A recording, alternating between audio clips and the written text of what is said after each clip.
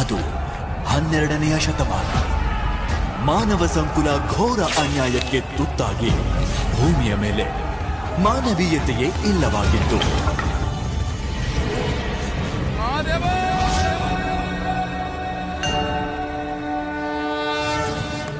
ಮಹಾದೇವ, ಭೂಮಿಯ ಮೇಲೆ ಅನ್ಯಾಯ ಮಿತಿ ಮೀರಿದೆ. ತಾವು ಏಕೆ ಸುಮ್ಮನಿರುವಿರಿ?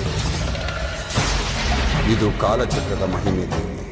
ಕಾಲ ಎಂದಿಗೂ ಹೀಗೆ ಇರದು, ಖಂಡಿತವಾಗಿಯೂ ಬದಲಾಗುತ್ತದೆ.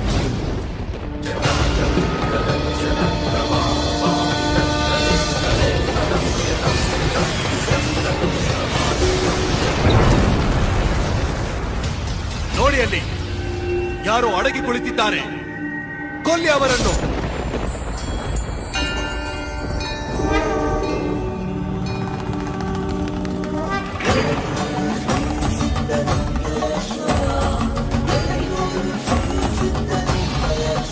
ಜಗದೋದ್ಧಾರಕ್ಕಾಗಿ ಕನ್ನಡ ನೆಲದಲ್ಲಿ ಅವತರಿಸಿದ ದೈವಾಂಶ ಸಂಭೂತ ಎಡೆಯೂರು ಶ್ರೀ ಸಿದ್ಧಲಿಂಗೇಶ್ವರ.